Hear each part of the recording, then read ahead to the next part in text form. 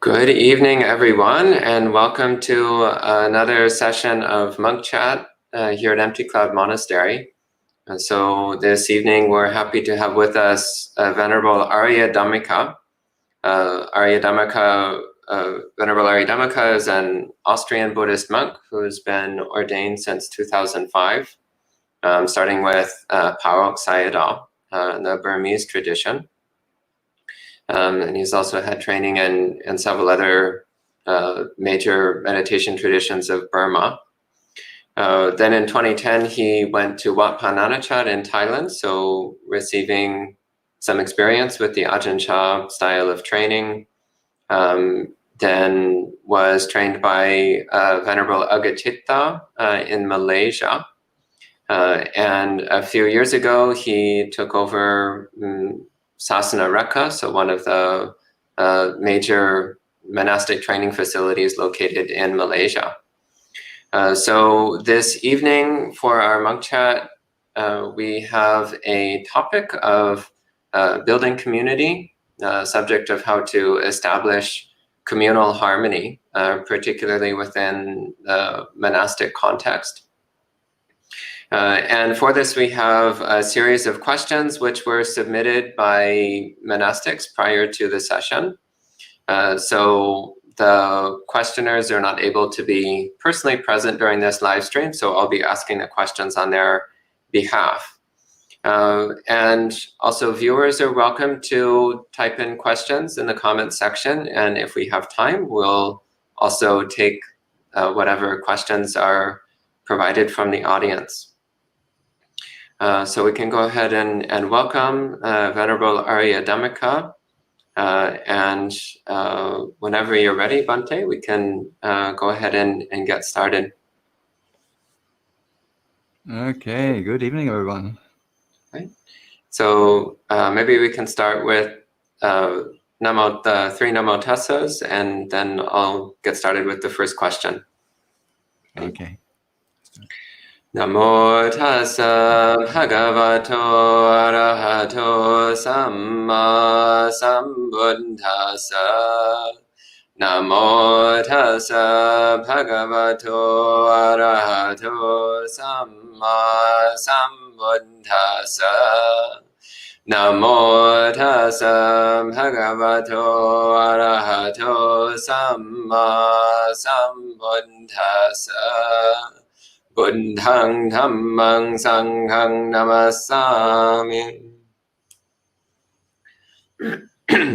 Yeah, I would also like to say warmly welcome, everyone, and greetings from SPS Monk Training Center here in Malaysia. I think we have a little bit of a time difference here. It's 8 o'clock, 8:30 here. Your place over there, it's 7:30 p.m. roughly in New York, I think. So it will be quite interesting.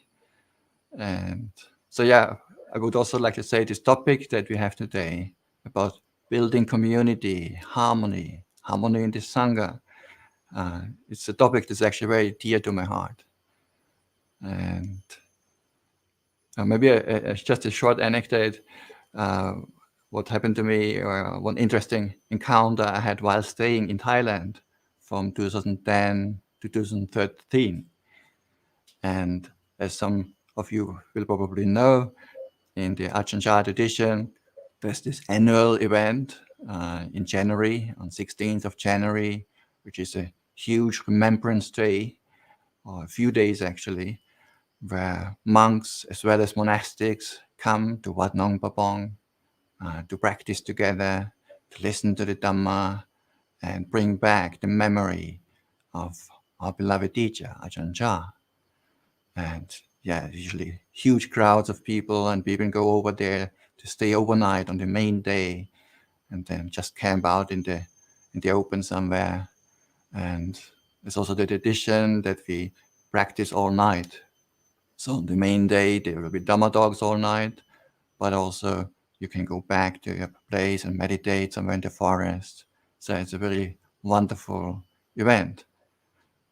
But of course, you can also imagine all night, there comes usually a point where you get quite tired, exhausted, maybe around midnight, 1, 2 a.m. So to pass the time, sometimes also to keep ourselves awake. Sometimes we seek out some of the other teachers who are around, because there are many of the senior monks of the Ajahn Chah tradition around, both Westerners as well as locals, Thai monks. And at one time I had the good opportunity also, we were just waiting for something, and Ajahn Jayasaro was coming by and joining us, and we were sitting below a kuti, and everybody quite tired already, but it was a fantastic opportunity also to have a small conversation. And I always remember actually this small conversation we had at that time. Somehow the topic came up about, as is so often the case, what is the best monastery, where to stay, where to live, what is a good place for practice. And so this kind of conversation was unfolding. At some point then somebody asked Ajahn Jayasaro, Ajahn, what do you think?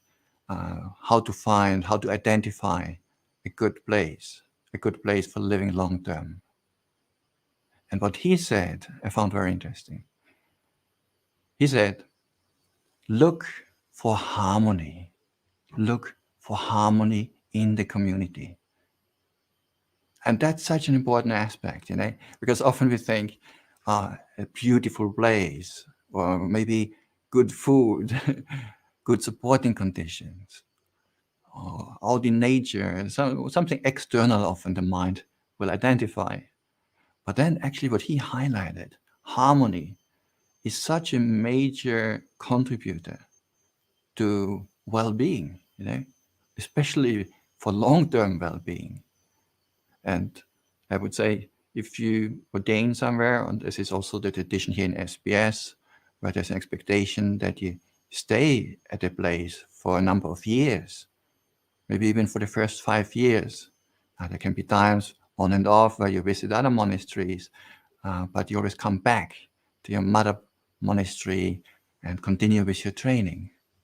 So it's very important that the residents feel happy and well where we live. And communal harmony is such a major factor here for long-term well-being.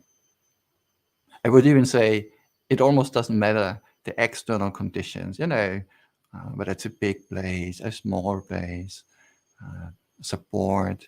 These things can all be arranged.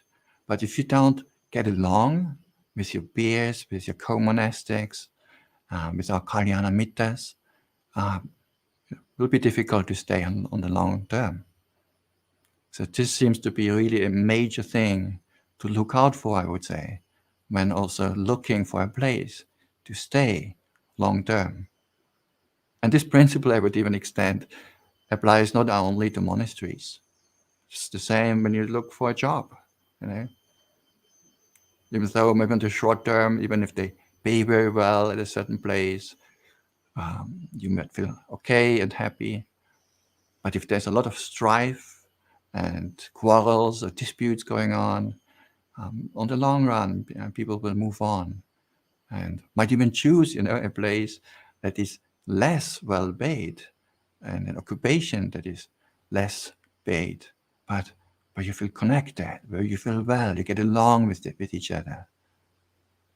So looking for harmony is such an important factor in communal life and establishing a monastic or any community for that purpose that has a chance of long-term well-being.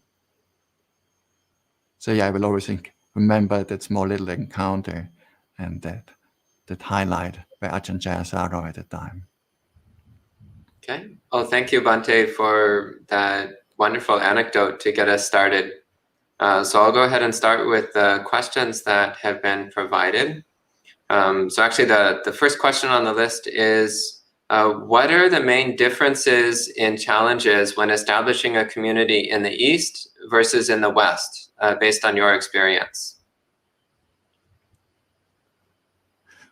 Well, to be honest, I have very little experience in starting a community in the West. I have spent all my monk's life basically here in Asia, apart from 2 short visits where I went back to Austria to visit my family. But during the last 16, 17 years. I most of the time I spent here. First 5 years in Myanmar, then in Thailand, then in Sri Lanka, and then basically then I started for the first time only after many years as a monk. I had the first occasion when I came here to Malaysia in 2018 to start a community and to settle in and to gather other monastics around myself, around us here in SBS. But I also have to say I had the privilege that SBS was already established. We didn't have to start from scratch. And much of the thanks and gratitude here goes to Bhante Akachita, who has set up this place and kickstarted and maintained this community already for 18 years before I came. Even though when I came here, the community was quite small initially, and also with the opening up for Westerners, foreigners, and also making small adjustments, I think we were able also to hold a more sizable community than before. But as I said, I don't have much comparison with the West and here in Asia. But from the perspective, I think some universals, if you are trying to identify, I would say that, well, communication is one of the major things if we want to have a long-lasting community. Communication both among the monastics as well as good relationship towards our supporters, the lay community at large.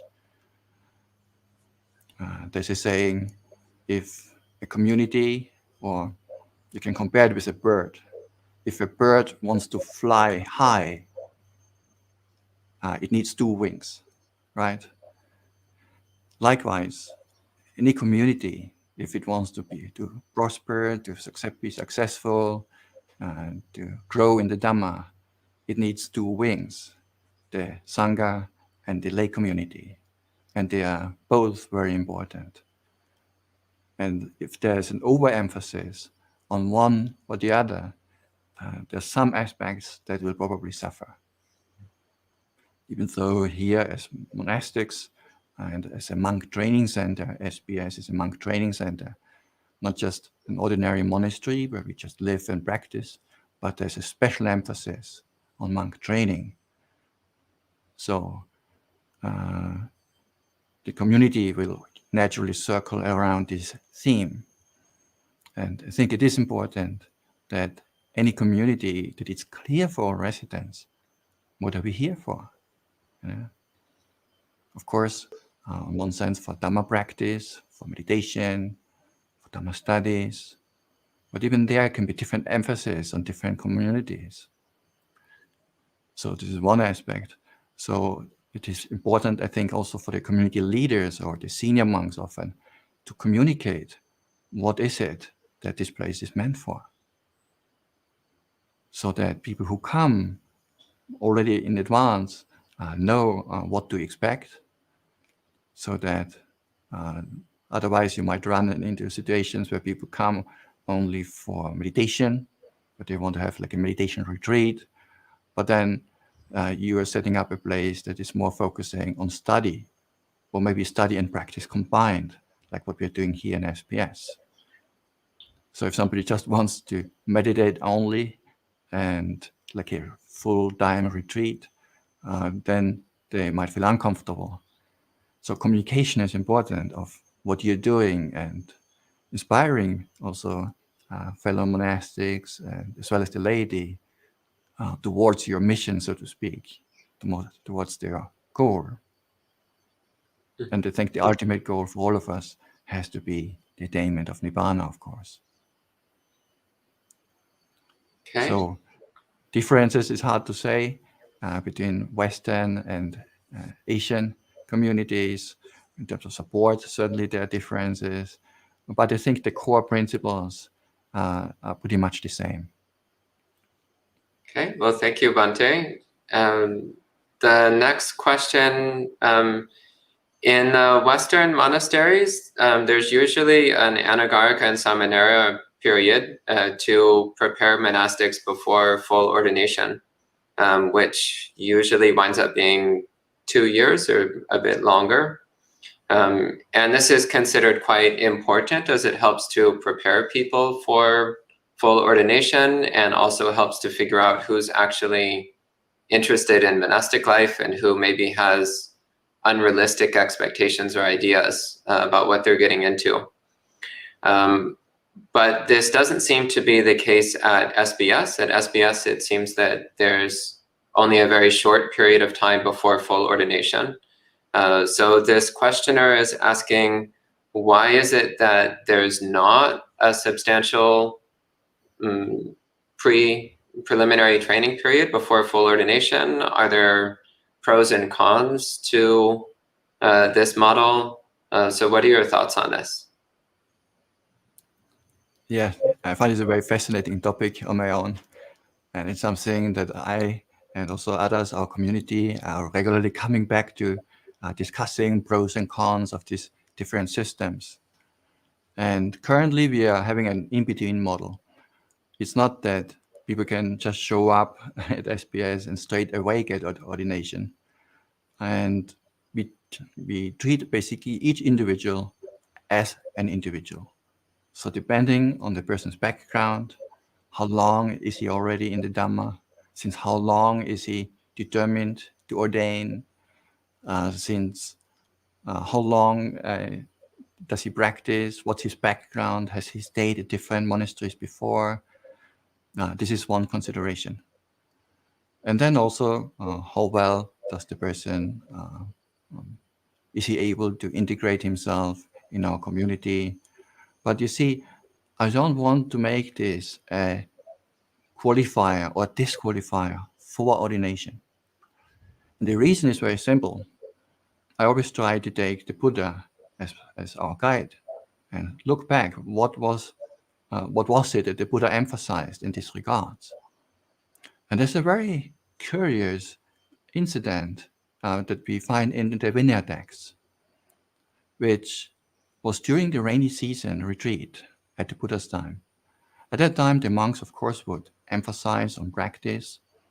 And in order to not to be disturbed, they made an agreement, a Sangha agreement, during the rainy season not to ordain anyone. But afterwards, they will ordain again. Then it so happened that one young lad came to the monastery and asked to be ordained. And then the monk said, hold on, not now. Now is not the time. You can come back later, or maybe he can stay around, practice for a while, and then only afterwards. So at most 3 months, 2-3 months later, he would then get ordained. But then it so happened that at the time when the Vassa was over and they said, okay, we can now ordain you, he said, actually, I changed my mind. I don't want to become a monk anymore. So then this whole incident at some point was also related to the Buddha. And they told the Buddha of what had occurred.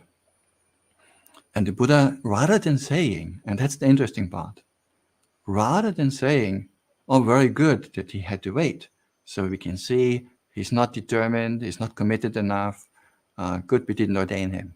No. The Buddha laid down a Vinaya rule. He laid down a rule to say that the monks, the Sangha, is not to make an agreement not to ordain people during the rainy season. Why? Well, because the person may change his mind and go somewhere else, or not ordain at all. The samsara always has its ways of pulling you back and trying to lure you into all kinds of sensual pleasures. So many things can happen out in the world. So by people not giving people the opportunity and withholding ordination, such a valuable thing, there's a danger that samsara will get the person back and the interest may shift. So I find it interesting because the Buddha did not say, let's test that person's commitment. It's almost like an expectation. If the person ordains, okay, let him try out. And then you see, whether he succeeds and for how long he can be in robes. And some might stay longer, some shorter. But there was probably also less of a stigma or of an expectation that everyone who ordains surely has to make it until the end of his or her life. So I think there was much more flexible, and therefore it was regarded, okay, you ordain, if you get benefit, if it works and feels well for you, you stay on probably, and if it doesn't work, you feel free to disrobe. Well, so having that at the back of my mind, I'm very disinclined to have a fixed period of time where we say, we ordain only once a year, and at that time everybody will be ordained, or you have to have this and this waiting period, because the Buddha seems not to have thought in this way. And it was considered less problematic if somebody ordains and then maybe even goes back to lay life. And ideally, of course, by living with the Sangha, and if the community is functioning well and the Sangha is providing value to the person will stay on anyway, and the person will prosper and develop in the Dhamma. And I think this is much a better pull factor than letting the person wait for an unnecessarily long time. But as I said earlier, also it makes sense to have an observance period where you get to know each other, and because also it's like a small family where you welcome somebody. So you might think twice about inviting very difficult individuals into your close circle, especially if it's a very small monastery that could have a severe impact. But I think it should in the end be in the decision of the community when they feel the candidate is ready, and particularly, of course, of the upajjhaya, the teacher, under whom he ordains, because he is the one who will also have the main responsibility in helping that individual to develop in the Dhamma, to cultivate wholesome states, and to be a good monk in the end. So different sides. Maybe just to close it off, here in SPS, what we do is we have, after somebody arrives, we have a period which we call, first you're just a yogi, figuring things out, seeing, is this really a suitable place for you? Do you like the daily routine and everything? And once a person feels, yeah, this is really what I want, then also it's important that he has relinquished his bank accounts and money and settled his finance business, and also gets permission from his parents for ordination. And once that is also accomplished, then he can become what we call a postulant. And this postulancy period is a time where the person is wearing white clothes, but actually already white-colored robes, actually. So it's not ordained as a bhikkhu nor as a samanera, but can already practice as if like somebody who has gone forth, or in a more not so formal way, but already practices how it would be as a monk, and can already voluntarily undertake many of the monastic rules and the shape and the way of eating and these kind of things. And in this way get a small experience when a monk's life is really suitable for the person. And then really depending very much on the individual, it could be after 3 months or 6 months or a year or even longer, depending on both his own inclinations as well as would be the community and myself. When we feel the person is ready, then at that time we may give him ordination. As I said, this can be anything between 3 months, 6 months, a year. It's not set in stone. And I think this system seems also to take into account individual differences. Because somebody who has been practicing for 20 years already, lived at so many places, meditation centers, monasteries, is very committed since a long time. Such a person, I think we should treat differently from somebody who just read his first Dhamma book, became very inspired, and now thinks he has to become a monk. So I think in this second case, I would say, yeah, hold on, take it easy. You can practice with us for a while, see how you can maintain your, is this really what you want? So we don't have a samanera stage here. Again, people ask, why don't you have samaneras? Well, again, if you look at the Vinaya, at the rules of monks and nuns, the samanera stage was originally not meant to be a waiting stage or kind of a first step where you practice for half a year or a year and only then you can become a monk. No, the samanera stage was meant for underage people, for people who are not yet 20 years old. And for them, they cannot become bhikkhus, so they have to practice as novices, as samaneras beforehand. And then when they come of age, they can get full ordination as a bhikkhu. So there is no canonical reference of having grown up samaneras, 30, 40, 50 years old, or people just adults who don't want to practice the whole set of monastic rules, the 227 rules and actually many more, who say, oh, I want to be a monastic, but I don't want to follow the rules. I want to get all the benefits, but I don't want to commit myself in the same way as it was actually meant, and then choose to be a novice, which this was never meant like that. So again, we're always trying to go back to the roots. What did the Buddha say? What do we find in the early Buddhist texts? And then let that inform and inspire, hopefully, our decision making. So yeah, this is a little bit how we treat this in SPS on a flexible basis and can take shorter or longer time until a person ordains. Okay. Okay, thank you, Bhante. And we have many more questions. There's 3 questions, all on a somewhat similar topic. The first one says, many young Americans seem to have a problem with Nisaya. What are your thoughts on the importance of taking dependence on a teacher? And I'd like to read the next 2 questions as well, because they're all related. And if you want to handle them one at a time or all together is up to you.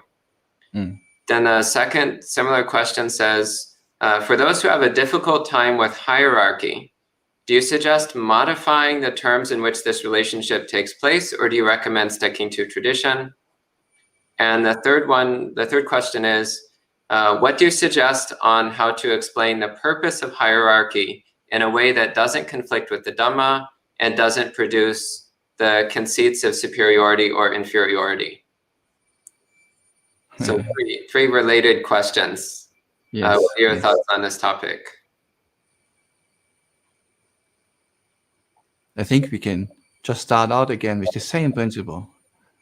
Always looking back. What was the Buddha's attitude? What would the Buddha recommend? And we also have to keep in mind that the Buddha lived 2,500 years ago in ancient India.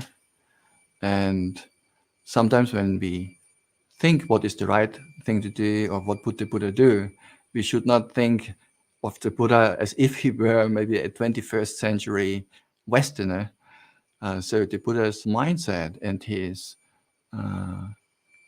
value system may be slightly different from somebody who is grown up in Europe, in America, Australia, and therefore has also acquired different values. Yet we know both from present time experience as well as from past, that the practice and way of training that the Buddha has formulated is very universally applicable and very conducive for spiritual well-being. And then there are certain principles that transcend time and space. So it's good for us to identify what are these principles, and especially when it comes to explicit rules, one of the causes for harmony in the Sangha, one of the causes for cordiality is that the monks do not add new rules nor remove those rules that have already been established. So this is mentioned in this is called the Saraniya Dhammas. And so here we have to first look at what did the Buddha want us monastics to do, or how did he envision our practice, our training. As you have pointed out, the first 5 years is a period of dependency where we live ideally in close proximity with a teacher. And the purpose of that is not to restrict or not to limit our personal freedoms. Well, maybe partly yes, but I would maybe say it more in line. The purpose is to align our intentions and our aspirations, our activities with the Dhamma. And for me, when I was a layman, my way of looking at the world, the way of relating to others, the way of practice was not the same as after a number of years. And it takes time, especially for monastics, until you start to think and feel like a monk. And that often comes and can be established much easier by living with other monastics, especially monks who are well established and who are living in the Sangha for many years. So we can copy and emulate many of their good qualities and ways of acting and interacting. So by living in close proximity with a teacher, we get to see how does monastic life work. You don't have to reinvent the wheel, but we can stand on the shoulders of giants and practice according to established principles that have worked well for hundreds and thousands of years. But at the same time, also very important, especially nowadays, we find also that monastics don't only practice what was laid down by the Buddha, but also come up with their own standards, guidelines. And they can vary quite a lot from one monk to another, from one teacher to another.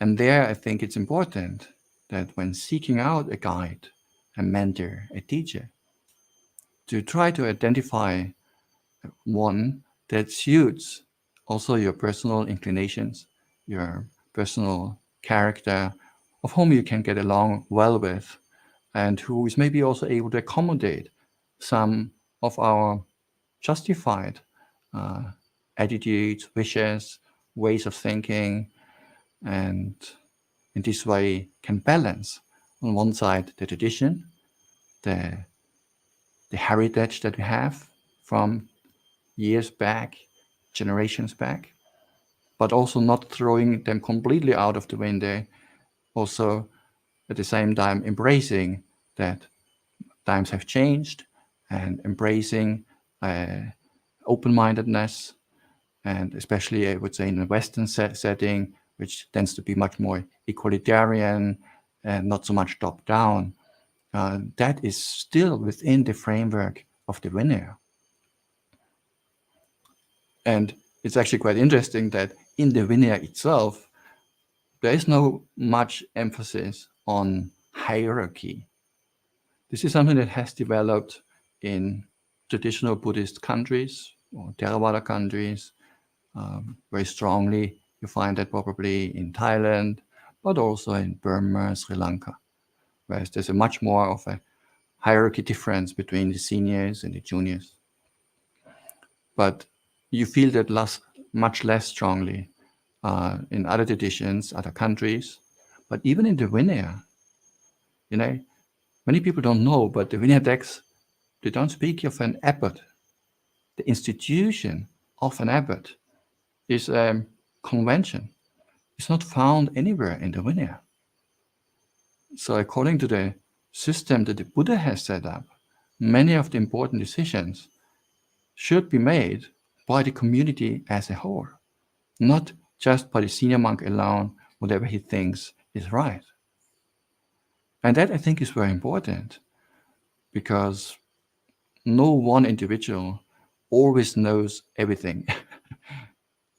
In most cases, a community, a group of people can come up with better solutions than even the most intelligent or the most qualified single person. If they collaborate, if they work together, if they communicate, you will usually get the better results. So what is mentioned in the Dhamma and the Vinaya is a sense of respect and veneration and giving an ear to the elders of the Sangha, the Sanghatheras, the elder, or Sangha Pitaro, the father of the Sangha. That is also not an institution so much, but the community, it's a factor for well-being in the community, that the junior monks are paying heed and giving close attention to what the elders of the community and the fathers of the Sangha, what they are such proposing. But that does not mean that there is dictatorship. So in the end, many of the decisions will still be made by the Sangha, and the Sangha can agree to outsource certain decisions to different individuals.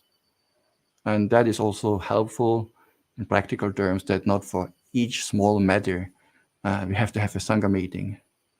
Maybe the Sangha needs to acquire something from funds that were deposited for the benefit of the Sangha. So like a Sangha fund or Sangha support fund. And then now maybe a monk needs some batteries for an MP3 player.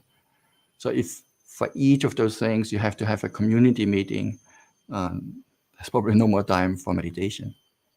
So the Sangha can appoint somebody to be in charge and entrust a person with a certain area of responsibility for practical purposes. And that principle also we have already in the Vinaya itself, where community officials can be appointed. For example, for one monk is the distributor of cloth. When robes have been offered to the Sangha, then we appoint one monk. Okay, you take care of that. And if somebody needs something, you decide who is getting which robe. If there's something maybe a very special material or not enough for everyone, then yes, we should go according to seniority. But then also make sure that if there was not enough for everyone this time around, next time when more robes come in, don't start again giving it out to the most senior monks. In this way, the senior monks will get hundreds of robes, and then the junior monks are having holes in their robes, and because they're not getting new material. So it's the responsibility of that person to then continue with his roster where he stopped before. Yet this person has been entrusted with this responsibility. So we have already in the Vinaya texts and in the guidelines that the Buddha has laid down, we already have a system of both group decision making, but also of empowering and entrusting certain responsibilities to individuals. And it always mentions that these community officials must not be biased based on greed or hatred or delusion or fear. Otherwise, maybe he gives out only the good stuff to his buddies, to his close friends.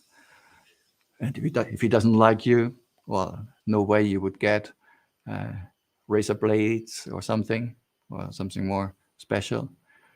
So he's not supposed to make decisions based on biases of greed or based on anger or fear. Maybe he is afraid a little bit of another monk, so he always gives him all the good things. So yes. Coming back now to the topic of hierarchy and decision making, as I said, there are no abbots in the Vinaya. So the Sangha as a community should make the decisions.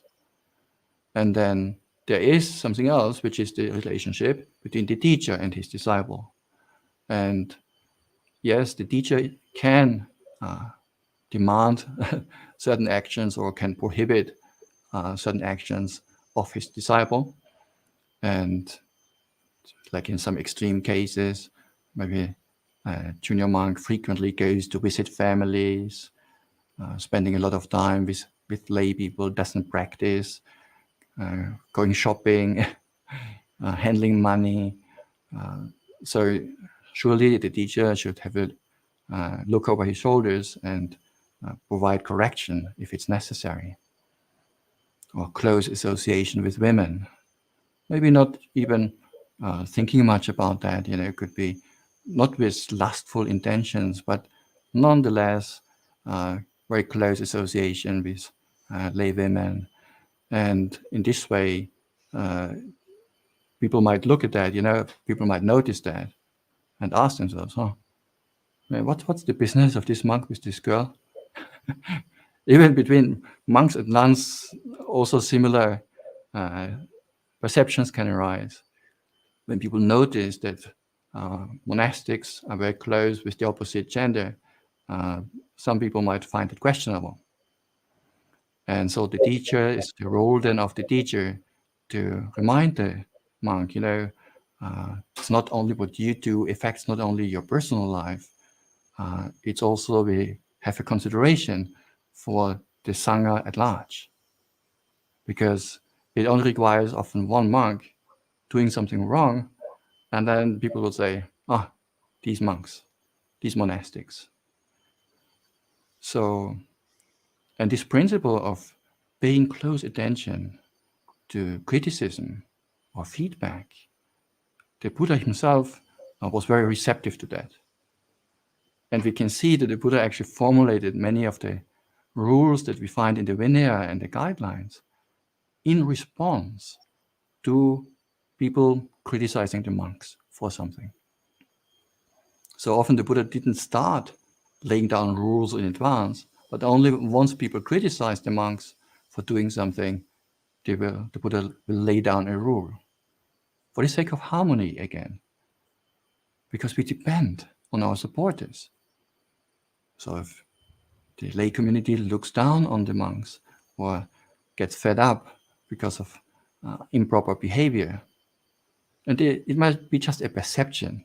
The monks might not even have done anything wrong, but there could be a perception of improper behavior.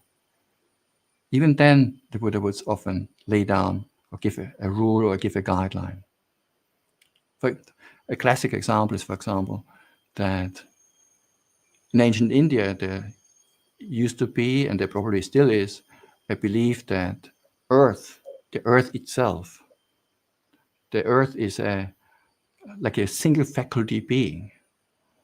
And for that reason, it's not good to disturb the earth if there's no good reason for that.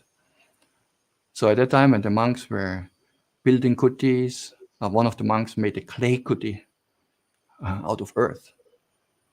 And people were criticizing that, how can you use the earth? They perceive the earth as a single faculty being. No, in Buddhism, it's not mentioned. There's no sutta where the Buddha says you can be reborn as earth. It's not part of the planes of existence, of the options of rebirth. Yet, hearing that criticism, the Buddha laid down a rule, saying, people think that the earth is a single faculty being, Therefore, monks, from now onwards, you should not disturb or destroy the earth. So that's why we have rules about not digging in earth, or should not even urinate onto earth. So unless it's accidental, maybe you sweep the floor, but then by the motion of sweeping, wanting to remove the leaves, the earth gets also moved a little bit, and that's okay. But the point is that the Buddha was very receptive to feedback and to the image that the Sangha had, to the public image. Because our support depends also on that. And it requires only 1 or 2 monks behaving in ways that are not inspiring. That can have a ripple effect. So to instill a sense of shame and fear of wrongdoing, hiri and ottappa, and also to make sure that the newly ordained monastics are behaving as monks and not like lay people. Therefore, it is important to be with a teacher for the first period of time. And this is meant to be 5 years. So you don't have to be necessarily for the continuity of 5 years with the same teacher. He may send you, or you may request to spend also maybe a time at another place where there's another qualified teacher, and then learn also things from that other tradition or other place. So here in SBS, for example, during the first 5 years, we do not require the monks to stay here in SBS continuously. In fact, even prefer, and we request monks, at least 1 vasa for 1 rainy season or 1 full year to spend some time in another good monastery, typically somewhere in Asia, either in Thailand or Burma, Sri Lanka, and also get some experience of living in a Buddhist country, and also experiencing another tradition, which may challenge your own preconceived notions of what is right and wrong, and will arouse some urgency in going back and checking, is this the right practice or that? So you also learn a lot actually in this way. And then come back again to SBS to continue with the training. Or for some monks, they might choose to stay 1 year here, then go 1 vasa outside, come back again, outside and back. So then during the first 3 years, a monastic may spend 3 years, during the first 5 years, a monastic may spend 3 years effectively in SBS and 2 years elsewhere for his training. But as I have said, even at those places, you should stay with a qualified teacher who is learned in the Dhamma, learned in the Vinaya, in meditation, and who also cares for those things. Because there could also be the case that somebody knows all of that, but he doesn't care how you live your monk's life. And even though you may do things that are inappropriate, he doesn't say anything. So then, no benefit. So we want to, we rely and depend on our Kalyana Mittas. So this principle of spiritual friendship and spiritual guidance is very important. And last point on this topic is 3 questions, 3 in 1, is that if you learn a music instrument, for example, you learn the piano or learn to play the guitar, and you can do that on your own. Or just go to YouTube, check out some clips, and you can develop and can actually learn to play a number of songs. But none of the, or let's say the other way around, all of the professionals, musicians who play in concerts, they all had teachers. None of them was just sitting at home in his room and checking YouTube clips or just thinking, oh, what would be the right way to do this, to do that. They all had guidance from music teachers, who look over their shoulder and tell them, there's a better way of doing that. This you're doing well. So in this way, we can learn from the experience of others, rather than reinventing the wheel according to what we think is the best way. Actually, if we really know so well what is the right way of practice, if a person really knows so well how to get to Nibbana, why haven't you attained Nibbana already since long ago? Right? If we all knew so well, we would have attained Nibbana already many lifetimes ago. So the fact that we are still around shows that we need guidance, that we need help, that we need support from the community, and including a teacher, a mentor, to guide us along, to avoid the pitfalls, and to cultivate wholesome states in meditation and Dhamma practice. Okay. Thank you, Bhante, for that very thorough answer.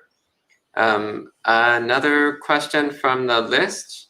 This question says, how do you facilitate harmony between monastics of different personality types, such as study monks, meditation monks, work monks, etc.? Yeah, it's an interesting topic. Now, as I said in the beginning, it is important when people come to your place that they roughly know what to expect. So if you have a website, you can already put there your daily routine, your daily schedule, so that when people come, they know what to expect. So if somebody wants to spend the whole day in studies, and then he looks at the schedule and he sees, 6 hours a day meditation time, then he can decide whether this is something that suits him and that he is willing to undertake, or he says, no, actually, currently in my current phase, I want to focus more on studies. And the same for monastics who like to do some physical activity and work, if this is someone's preference. But to be honest, I think most monastics, most people didn't become monks in order to work a lot, physically, like construction. This is something that maybe develop over time, where you notice, okay, I can't sit for so long anyway, or the interest develops in maintaining the monastery a bit better. But most people do not ordain in order to work physically and just for maintaining of the monastery. So it's also, I would say, it is important to remind ourselves whether our preferred lifestyle is also in line with our own goals, with our own aspirations. Why did I become a monk? And then choose a lifestyle that is in line with that. Now, of course, we have to maintain the place and we have to look after it, but it shouldn't become our main liking. In fact, it's one of the things that the Buddha warns of becoming too busy by getting involved in work projects. So there is a balance to be found between helpfulness, service, but yet there shouldn't be a liking, or there shouldn't be a desire for that. We do that because it's necessary. We do it to maintain the place, but not because I like to work and I don't like to meditate, or because I prefer to shovel sand rather than watch the mind. And of course, some will say now, can one do not both at the same time? Can you not be mindful in daily activities? Yes, of course. And it's actually very important to learn how to bring mindfulness into our daily life and not to separate them completely.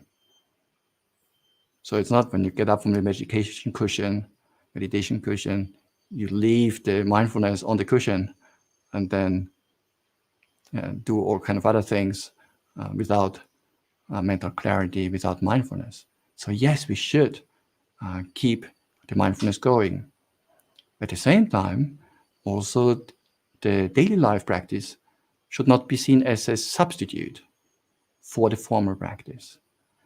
Both have their value, both have their functions, and it is good to also come back to the formal practice and to the studies.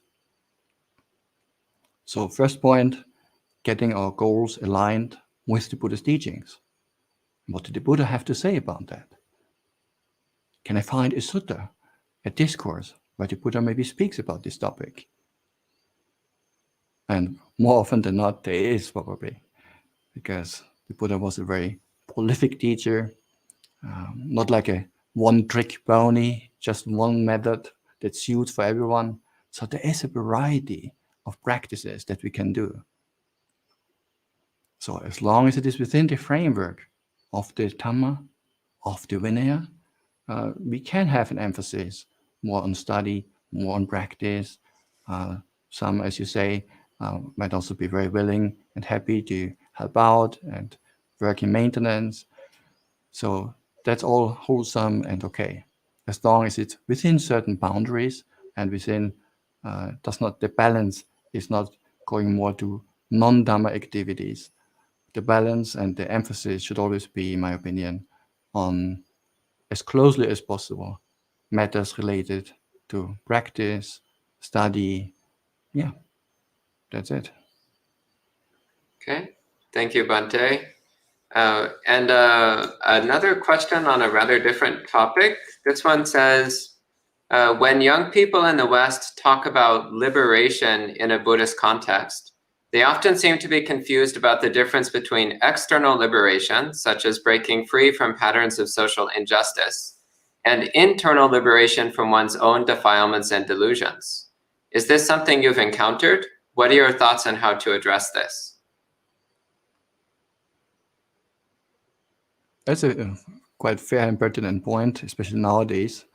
And I think it's particularly relevant in the West or in a Western setting where the expectations of society are also probably different from how it is in Asia.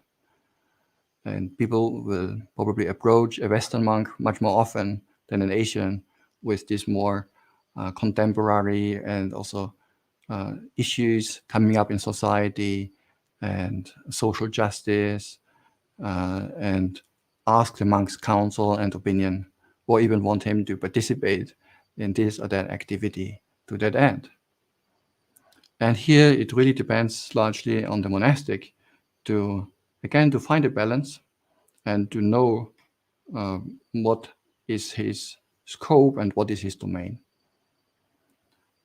Now, monk's life or monastic life, including also nuns, monastic life, what is the goal and purpose of that? Well, the main goal, why this whole institution of monasticism was founded, is to provide a framework, to provide a way of living that is most conducive for development of the path towards liberation. That's very clear. With that in mind, we can then choose and emphasize on certain activities and include activities that are aligned with that goal. Some maybe more, some are less. So then the question is, to what degree are certain activities still in alignment with that goal? And helping others, caring for others, caring for society, and giving advice, especially if it relates and can come from the Buddha's teachings, I think is a very valuable service that monastics can give and give back to society by providing the Buddha's approach and the Buddha's teachings and the Dhamma solutions to contemporary problems. And you can approach it from the side of pointing to anicca, to impermanence, or compassion, loving kindness. There's so many ways that how one can relate to these social issues. Yet, at the same time, not getting carried away with the topic itself. We are not monks and nuns in order to solve the world's problems. We are primarily monks and nuns in order to develop the path towards liberations and to help others who have a similar interest and request our counsel to help them along the path as well. So in this sense, we should check whether this is in line with our goals or not. Now on the topic still, the question will sometimes come up, can a monk or should a monk go to a demonstration or participate in political activism for a good cause? And the way I look at it is that society is giving monastics a gift. The gift of stepping back, renouncing not just material things, but also our interest in the world or in fixing the world and tweaking the world and making all the wheels come together so that samsara may be a comfortable place or a better place. We can see that the Dhamma solution that the Buddha came up with of happiness and of achieving a sense of well-being is not coming from fixing the environment until it suits our ideas and our objective or subjective way of how we want to live. But the Buddha's approach is one of acquiring wisdom, dispassion, disenchantment, letting go. So in this way, there's a much more sustainable way of maintaining internal well-being. So it's important to consider that the well-being that the Buddha spoke about is not coming from fixing samsara, from solving all the issues, starting from global warming. Well, that was not an issue at the Buddha's time, obviously, but there were social and societal issues. There was even slavery, you know. Where did the Buddha speak out against slavery? Why didn't he try to reform society? The Buddha was a reformer, but he was a reformer of our hearts, of individuals. So if somebody individually wants to practice, develop, the Buddha will help him.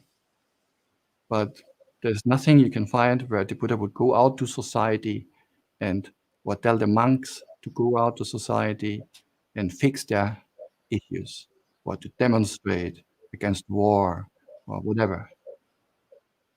And by not aligning ourselves with any of the political parties, not aligning ourselves with any class of society, with any race, with any gender, in this way, the Sangha remains a vessel to whom everybody can come, right?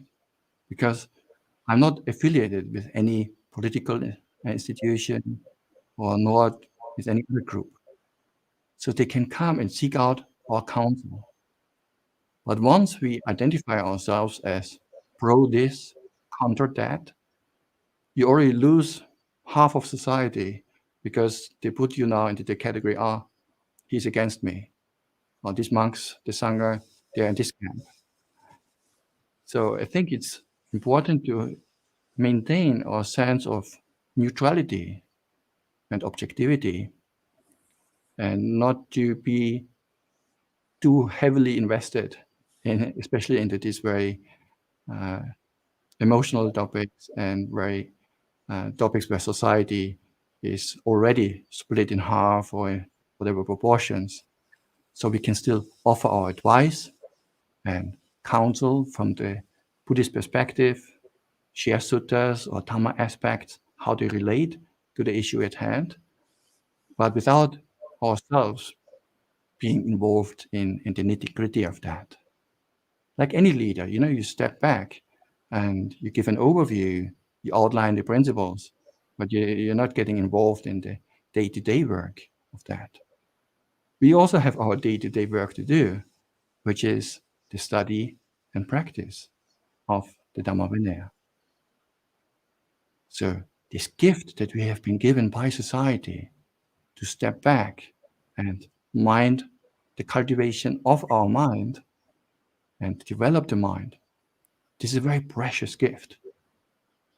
And I see some monastics returning that gift by not accepting it and again being so involved in society in that the gift of freedom and of freedom from engagement in day-to-day politics, economics, society issues, the gift is returned.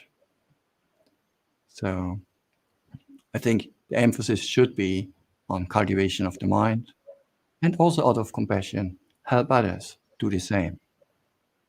And if you can find something in the Dhamma that relates to any one of those current topics, sure, it's very good and important to share the perspective and to provide that information. But there's a difference between providing information and forcing it down somebody's throat. So we educate, we share, but we try to maintain our impartiality and our equanimity, not taking things personal, not getting emotionally worked up. Okay, well, thank you, Bhante. Another question from the list here, it says, in the Ajahn Chah monasteries, there are very strict rules about the use of electronics, particularly for junior monastics.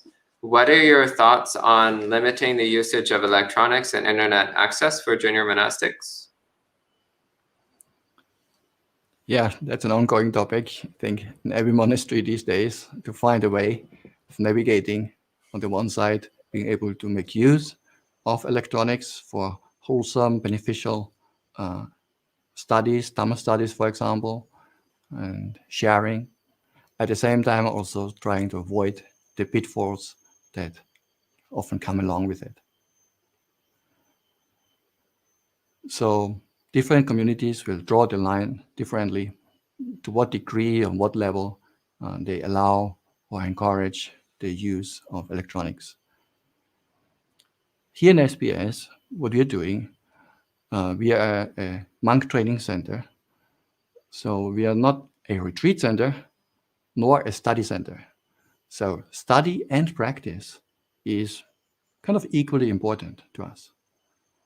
And with the help of electronics and certain tools, you can accomplish your studies more efficiently. Nowadays, we have tools like digital Pali readers, where you just key in a term, and then you find all the occurrences of this word and the whole Tipitaka, and you can immediately find sources and notice, this term occurs 60 times. Then you try another term, you key in Parami. How often does that come? 0 times. The list of the 10 Paramis. So you can notice interesting things very quickly with the help of digital tools, search engines, and so on. And you can even read the suttas in their original language, even if you're not a Pali expert, but you can just click on the word and immediately you get the dictionary underneath giving you a translation of the term, which would take very long time if you do the same with a dictionary, with a physical dictionary. So to be more efficient and to support one's study, one can use these tools. And here in SPS, we also allow that. And then in terms of practice also, there can be guided meditations nowadays we can listen. So we have a whole server full of already downloaded Dhamma talks of renowned teachers from all kinds of lineages and traditions, where one can easily find guidance, inspiration, both about meditation and also Dhamma in general. And I see no harm in that personally. The danger with computers and especially the internet is more about what else is it leading to. So you might start out by Googling something about the sutta or a topic that you're interested in related to the Dhamma.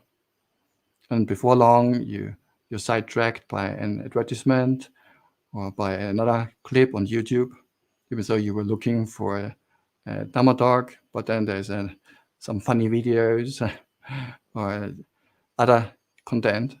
And then before you know it, you have spent 1 to 2 hours going down a rabbit hole of conspiracies and all kind of content. So this is more the danger of especially the internet. And for this reason, here in SBS, the way we have solved this is that we have a limited access to the internet. So people can communicate, they can send emails to the family from time to time, that's okay, as well as do their research online. But we limit internet access to, on a weekly basis, to 1.5, around 2, close to 3 hours or 2.5 hours. So there's actually a system. You can request internet like in an internet cafe, maybe 10, 15 years ago. So you get only a 45-minute slot, and then you can use the internet for 45 minutes. You do your stuff, and then it's cutting off again. And you have 3 45 slots a week, 3 45-minute slots a week. So in this way, there's a certain limitation there. And at the same time, on Dhamma websites like Access to Insight, Sutta Central, Digital Bali Reader, these have been whitelisted.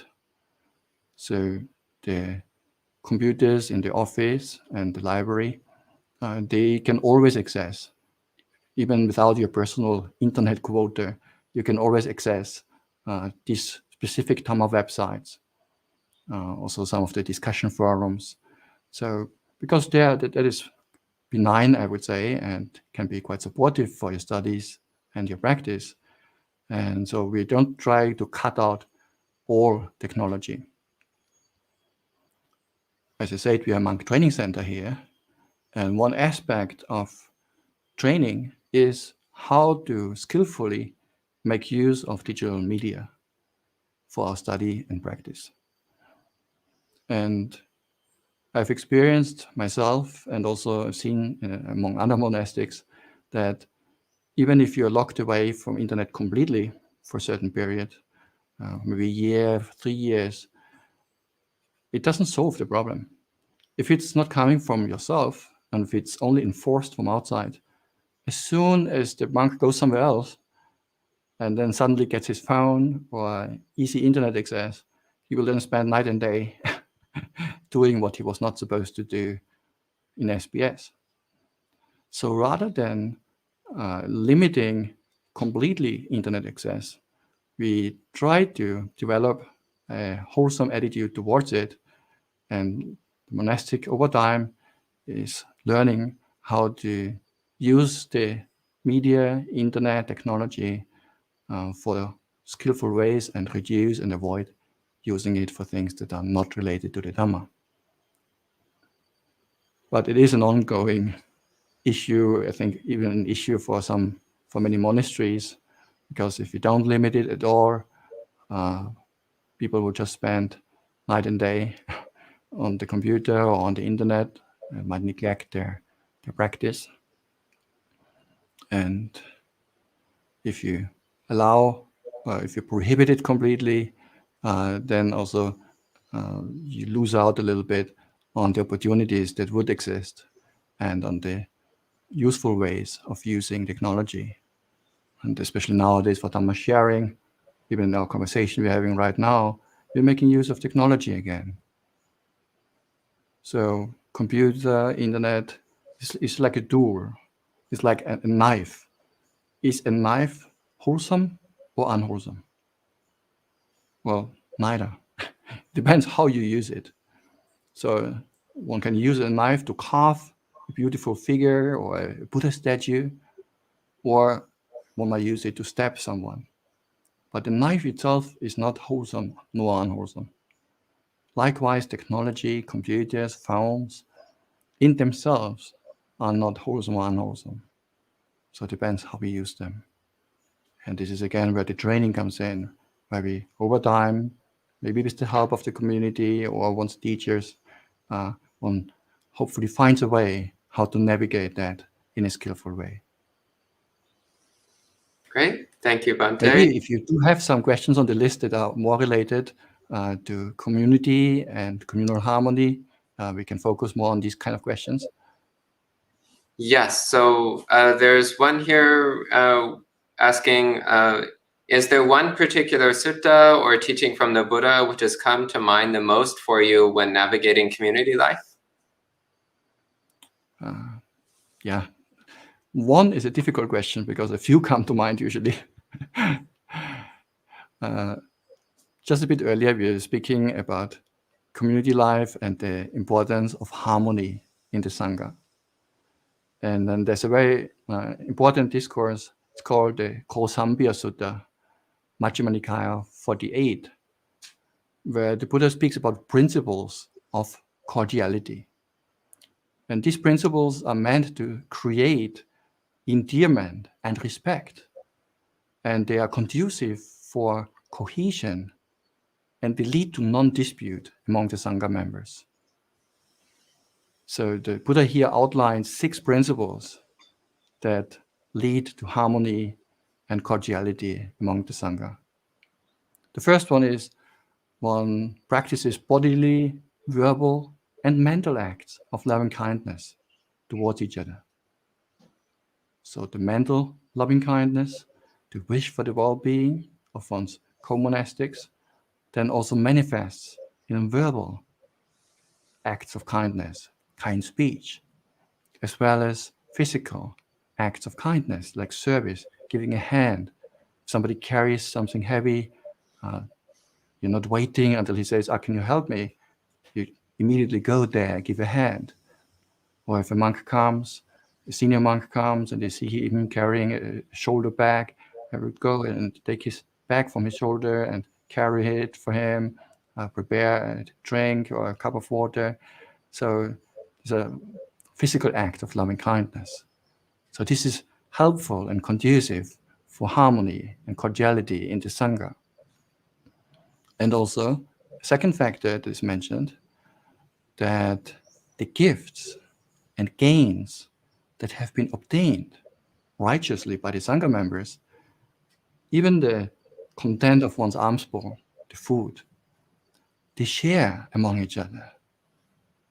So he doesn't consume them in a selfish way, but especially if you get something special, you share it and you distribute it also with others. So sharing resources is a very helpful and important factor for living together, maintaining harmony. And that, of course, is not limited only to the Sangha, but also applies to any kind of community, whether it's a family or on the workplace as well. Then also the Buddha speaks about the virtues that one maintains, the sense of sila, of ethics. And those virtues one maintains in an unadorned, unblotched, unmodeled are the terms that are used there. And this virtue that one shares with also one's co-monastics. So you can say they have a similar foundation in virtue.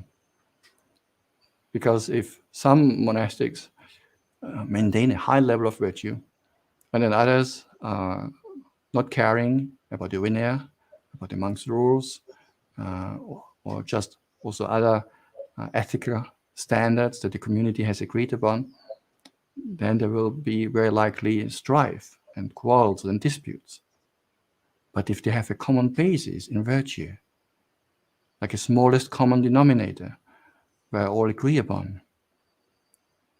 And nowadays, also here in SPS, since we are having monks from many different traditions, and people have encountered different types of practice, also in terms of Vinaya and in terms of core what, monastery standards. So which standard should we adapt? Everybody his own, or we vote? How to decide? So what we're doing here is we use the Buddha's own guidelines as the smallest common denominator. So whatever was described by the Buddha, we try to maintain and practice as closely as possible. But when it comes with additional practices, we regard them as optional. So yeah, if you want to do some special practice, you're welcome on a voluntary basis. But you try not to enforce them on everyone. So in this way, individual monastics might have personal practices that go beyond the Vinaya or beyond what was enshrined explicitly in the suttas and in the Vinaya texts. And that's okay. So in this way, even if people come from different traditions, they can still live together in harmony because everybody can agree on the Buddha as our teacher. Whereas some might come from an Ajahn Chah lineage, they will maybe have a lot of respect and regard for Ajahn Chah's standards that he has established. But then you get a Burmese monk, he might be very inspired by Mahasi Sayadaw, or Mogok Sayadaw, or Baok, where can be different emphasis, different standards. So not everyone will follow your personal teacher's advice necessarily. So as long as it's in line with the basics of the Dhamma and Vinaya, that's where we all agree upon. That's the minimum standard, the smallest common denominator.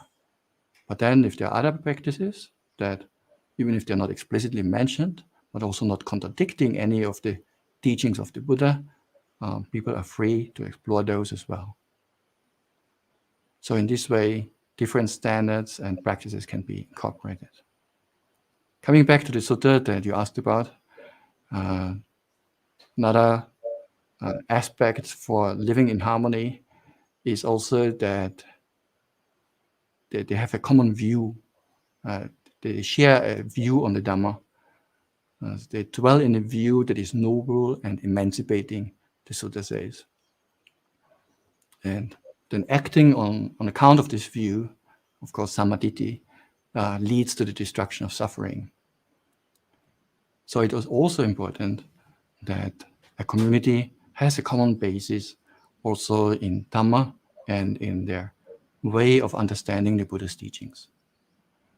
So that doesn't mean to say that everybody has to agree on each and every point, but the cornerstones, the foundations of the Buddha's teachings, it's important that the community ascribes to that. So again, how to establish a common view and perspective among people who come from very different backgrounds. As I said before, some people might be inspired by this teacher or that teacher, but we all are inspired, hopefully, by the Buddha. And by looking back and going back again and again to the sources, especially the suttas, and using that as our foundation, that has a high chance of streamlining and creating a common standard. So that's why here in SBS, from Monday to Friday, every day, we have a 45-minute period where we read the suttas together as a group. It's not so much a Dhamma talk, it's a sutta reading. Then we stop when there's an interesting passage, we stop. I may explain a little bit, or another community member may share something related to that passage, but then we continue. So we read the suttas just cover to cover, Digha Nikaya, Majjhima Nikaya, Anguttara, Samyutta. And by doing this as a group, also you establish a common basis in the Dhamma. Otherwise, some people might prefer to read teachings from here, teachings from there, and then there's no common basis. But by regularly hearing the Buddha himself speak, so to speak, so reading the suttas is the closest we can get to the Buddha's own words. So in this way, we can establish a common basis. And I would also say in terms of communal harmony and doing things together, having common activities among Sangha members is also one of the ways of establishing a harmonious and integrated Sangha. And ideally, these Dhamma activities or these activities should not be just worldly activities. So rather than going maybe on sightseeing anywhere, yeah, you can do it together as a group, and probably it will also be a bonding experience. More meaningful would be to go to a pilgrimage, to visit a Buddhist place, where you maybe go to India or something like that. So you can combine the Dhamma with activity, or rather than just having bonding experiences while working together and maintaining the monastery. Sure, this also has to be done, but it's also important that we have bonding experiences about the core of the Dhamma, the teachings and the practice. So that's why I said earlier, reading the Dhamma and the Vinaya together, and also meditating together. This is also important to see, oh, I'm not the only one who is practicing. Or everybody else around me is meditating. Probably I should also do the same. So it can be very motivating. And again, bonding if one meditates in a group occasionally. So that's why here in SPS also we have group meditations twice a day. And then one in the morning, one in the evening. And then in between, it's free. So in the afternoon, people can meditate either in the hall or back at their kuti. There's freestyle.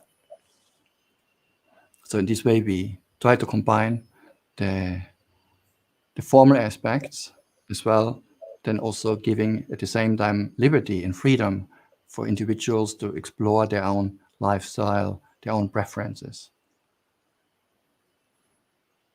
So this is about the principles of cordiality. This was from Majjhima Nikaya 48. Great. Well, thank you, Bhante. And that's the end of time that we have for this session. So deep appreciation for sharing your perspectives and experience on the topic of community building and communal harmony. And I think we'll go ahead and end at this time with 3 sadhus. So please, everyone, join in expressing our appreciation for this Dhamma sharing.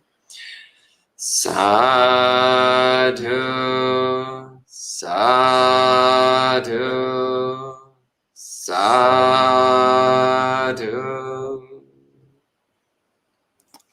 You're welcome, and it was quite a pleasure and to have this opportunity to speak about these topics that are also very dear to my own heart, to be honest.